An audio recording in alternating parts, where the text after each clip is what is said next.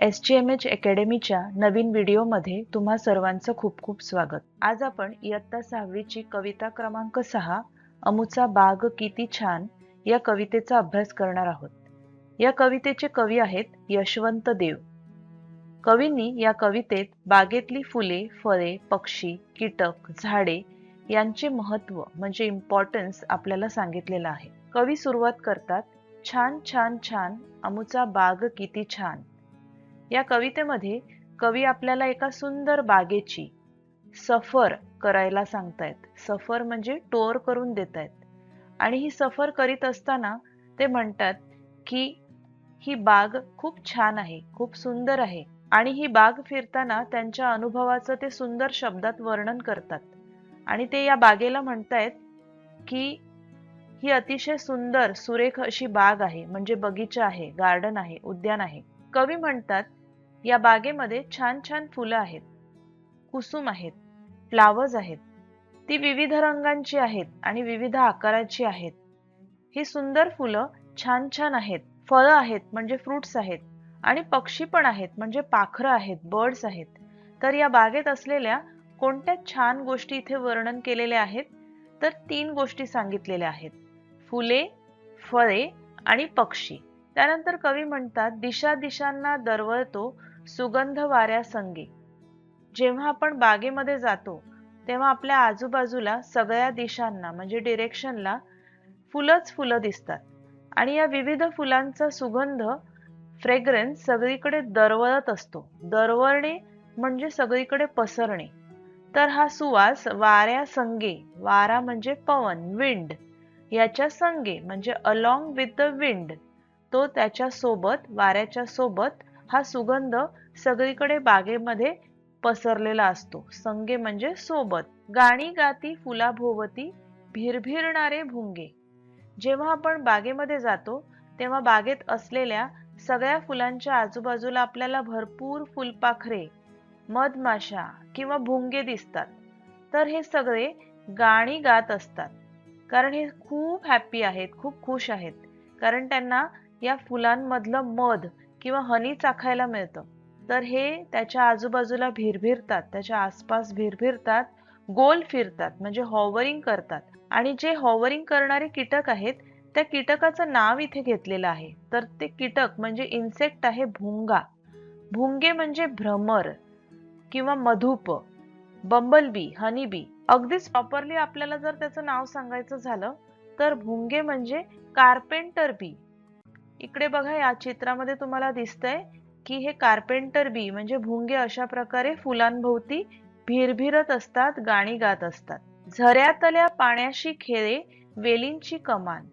या सुंदर बागेमध्ये छान झरा म्हणजे ओहोळ वाहत आहे आणि त्या झऱ्याच्या आजूबाजूला अनेक क्रीपर प्लांट आहेत, कारण तिकडे पाणी आहे. त्या पाण्यावरती वाढणारे अनेक क्रीपर म्हणजे लता लतिका आहेत. त्या क्रीपरनी एकमेकांवर चढून एक आर्क बनवलेला आहे, म्हणजे त्या अर्ध गोलावरती सेमी सर्कल अशा गोलावरती सगळ्या क्रीपर चढलेल्या आहेत आणि तो आर्क बनलेला आहे.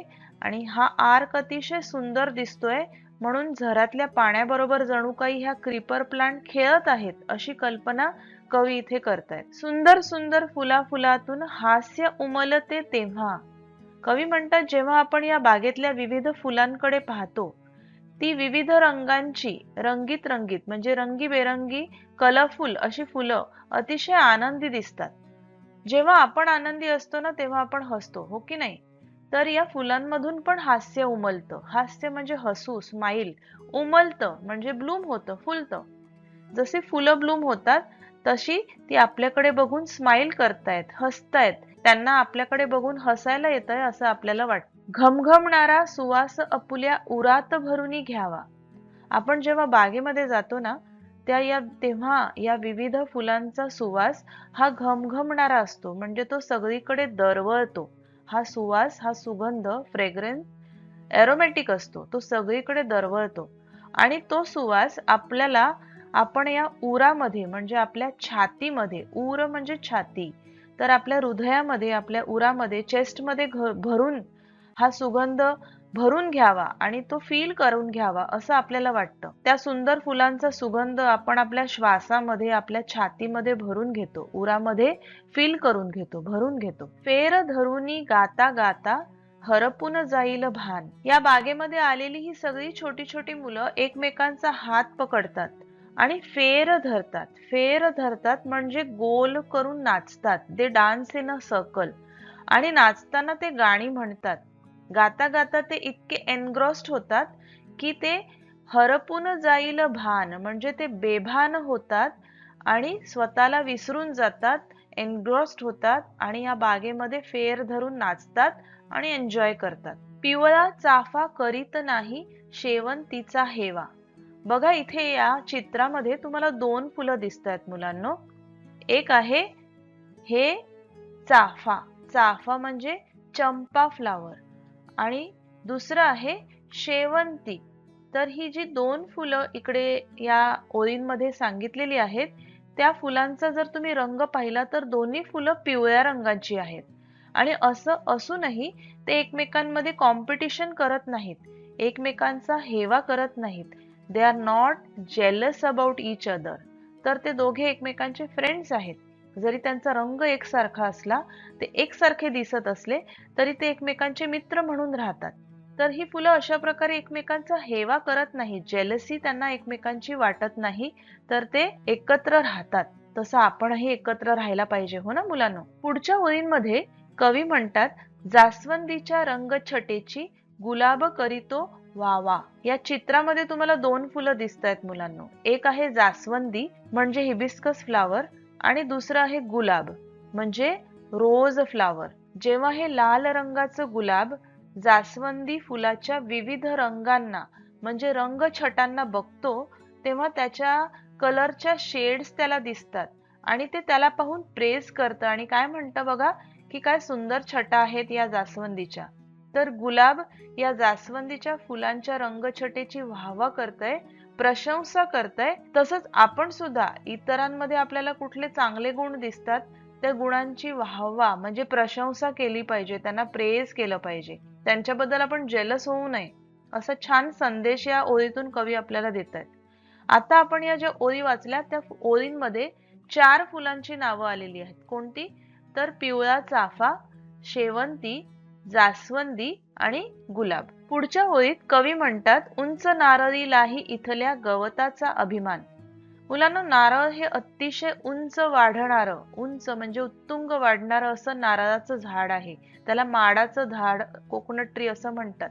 जेव्हा एखादा व्यक्ती फार उंच असतो किंवा तो एखाद्या मोठ्या हुद्द्यावरती असतो म्हणजे पोझिशन वरती असतो, तेव्हा तो त्याच्या खालच्या व्यक्तींना कमी लेखतो, म्हणजे तो त्याच्यापेक्षा छोट्या लोकांना अंडर एस्टिमेट करतो किंवा असं त्याला वाटतं की दे आर लेस केपेबल.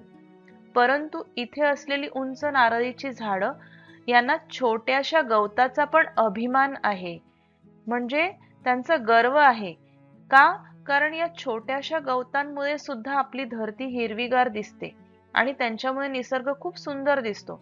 म्हणून नारळीची झाडं जशी मोठी आहेत आणि छोट्या गवताला कमी मानत नाहीत, तसंच आपणही आपल्याकडे असलेल्या गुणांचा गर्व करायचा नाही, आपल्यापेक्षा छोट्यांना कमी लेखायचं नाही किंवा त्यांना अंडर एस्टिमेट करायचं नाही, असं या ओळीमधून आपण शिकतो. काट्यांमधली फुले हासुनी म्हणती काय आम्हाला. कवी म्हणतात की गुलाबाचं फूल हे नेहमी काट्यांमध्ये वाढत असतं. काटे म्हणजे शूल, थॉर्न्स, आणि त्याच्या देठाला असंख्य काटे असतात. या काट्यांमध्ये राहून सुद्धा हे गुलाबाचं फूल नेहमी हसत असतं, म्हणजे थॉर्न्स मध्ये जरी ते वाढत असेल तरी ते नेहमी स्माइल करत राहतं. यातून कवी आपल्याला संदेश देतात की आपण आपलं दुःख मनामध्ये ठेवून जगाला, सगळ्या वर्ल्डला सौख्य वाटायला हवं. सौख्य म्हणजे सुख. तर ह्या आपल्या मनामध्ये जे दुःख आहे, वेदना आहेत, यातना आहेत, ह्या सगळ्या आपण आपल्या मनातच ठेवायला हव्यात आणि आपण सगळ्या जगाला, सगळ्या विश्वाला, दुनियेला सुख, आनंद, सौख्य द्यायला हवं.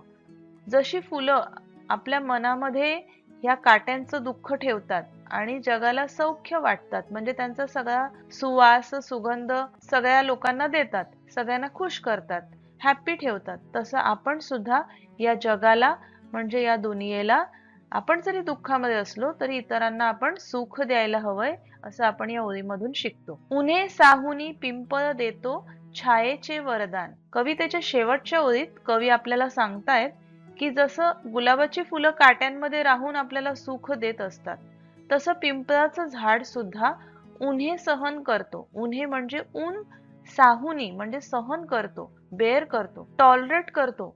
आणि स्वतः पिंपळाचं हे जे झाड आहे, पीपल ट्री आहे, ते उन्हामध्ये उभं राहतं आणि इतरांना छायेचं म्हणजे सावलीचं वरदान देतं, आशीर्वाद, देणगी देतं, ब्लेसिंग देतं. या ओळीमधून आपल्याला निसर्गातल्या अशा 2 गोष्टी आहेत ज्या स्वतः त्रास सहन करतायत, अशा सांगितलेल्या आहेत. कोणत्या सांगा बरं मुलांनो?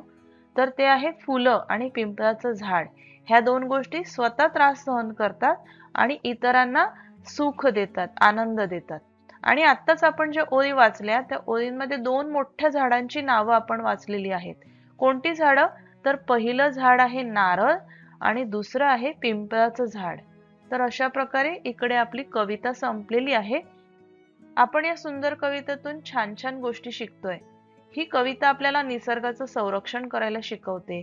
निसर्गातली झाडं, फुलं, फळं, कीटक, पक्षी हे आपल्यासाठी किती महत्वाचे आहेत हे सांगणारी ही कविता आहे. पाणी ही निसर्गासाठी आणि आपल्यासाठी जीवन आहे, म्हणून आपण झरे, विहिरी, तलाव स्वच्छ ठेवायला हवंय. तसंच फुलं जशी काट्यात राहून इतरांना सुगंध देतात, पिंपळ जसं उन्हात उभं राहून इतरांना सावली देतं, तसं आपणही इतरांचं भलं करायला पाहिजे, वाईट विचार करू नये, असा इतरांविषयी चांगला विचार करणारा संदेश ही कविता आपल्याला देते.